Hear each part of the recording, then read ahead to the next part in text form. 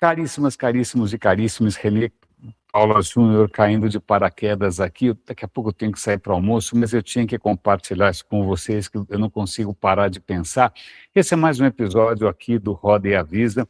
Aliás, é muito curioso porque aparentemente eu vejo aqui invertido, direita vira esquerda, esquerda vira direita. É difícil para mim às vezes apontar aqui, e direita e esquerda, infelizmente, é o tema desse episódio por uma razão que é bastante perturbadora, desconcertante. Eu não sei para onde a gente vai parar.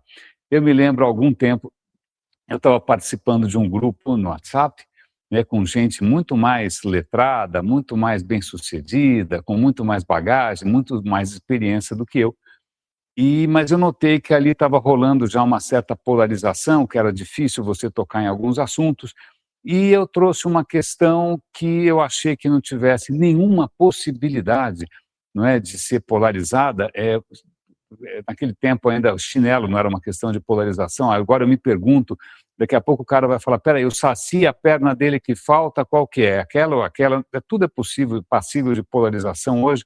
Aliás, uma boa pergunta, folclore é de esquerda ou de direita? Papai Noel é de esquerda ou de direita?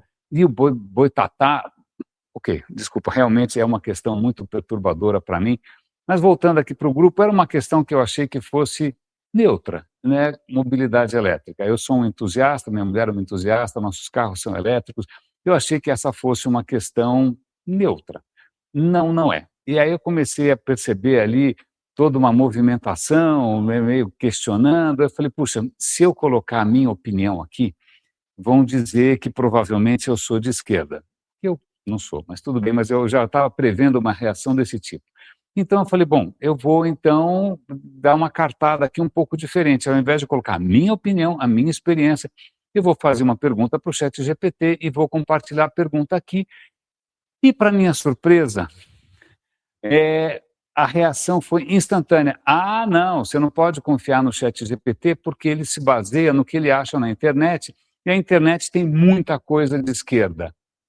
Eu falei, ok, já não bastava a gente ter criado a maior invenção de todos os tempos, que foi a web, justamente para democratizar o conhecimento, para empoderar as pessoas, não é? E ela ter, infelizmente, caído na polarização. Agora, o próximo passo que a gente deu, que é miraculoso, que é a questão da inteligência artificial, ela também agora vai ser acusada de parcialidade.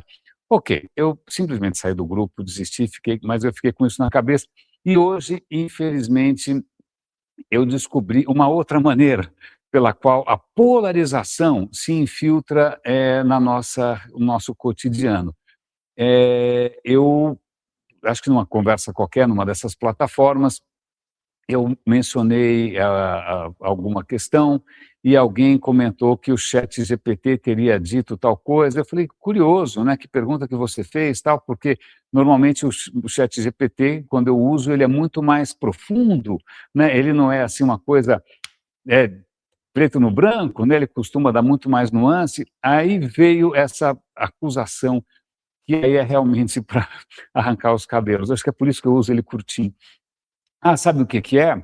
É que se você é de esquerda, o ChatGPT percebe que você é de esquerda e ele vai dar respostas que agradem a você que é de esquerda, ou alguma coisa parecida com isso.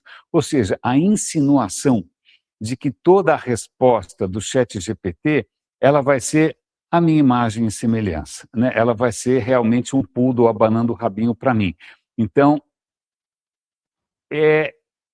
nessas horas que a gente percebe que, por mais que a gente tenha avançado em vários terrenos, ciência, né? Quantas vidas a vacina salva, quantos tratamentos salvam pacientes de câncer, né? Puxa vida, esses aparelhos que a gente está usando, que maravilha, né? Isso é ciência, compartilhamento de informações, mas isso aparentemente não é suficiente para algumas coisas que funcionam muito mais, que é justamente essa necessidade humana, não só de confirmação do que a gente acredita, mas da sua participação de alguma coisa maior, em algum tipo de guerra santa, né? Eu estou do lado certo, os outros estão errados, e aqueles que estão do outro lado, então, merecem que a gente passe por cima e engate ré.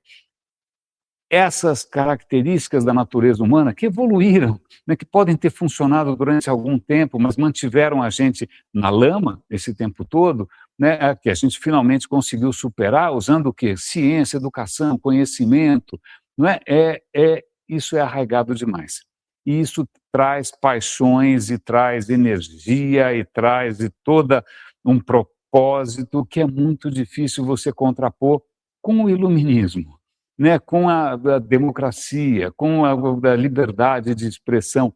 Isso é relativamente fraco, não importa a ferramenta que a gente use.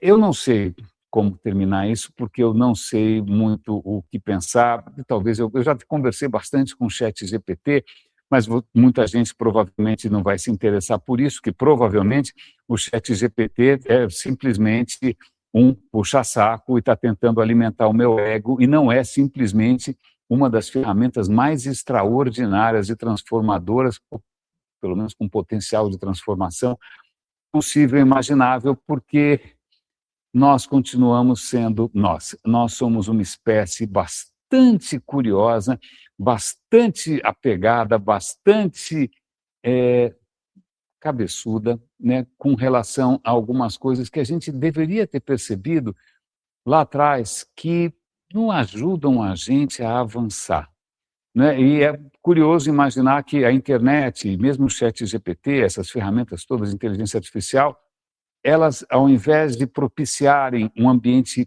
mais fecundo, mais livre para disseminação e para criação de conhecimento, tudo isso, na verdade, está solapando, está erodindo, está simplesmente arruinando a possibilidade de conversas que não andem em círculos, conversas que não sejam em trincheiras.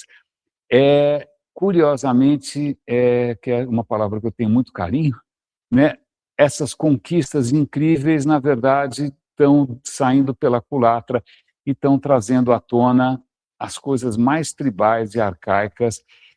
Bom, acho que muita gente aqui já deve ter largado esse vídeo, porque deve estar achando que isso tudo é ideia de esquerda, ou talvez de direita, tanto faz, né? Você desagrada aos dois lados ao mesmo tempo e você acaba sendo condenado à pontinha da cauda longa, que é o que acontece com os meus conteúdos aqui no Roda e Avisa, ou no radinho de pilha. Meus caros, é isso. Então, eu pergunto para você, o seu ChatGPT é de esquerda ou de direita? Um grande abraço e até a próxima intervenção completamente intempestiva, imprevisível, inesperada, improvisada do Roda e Avisa. Valeu.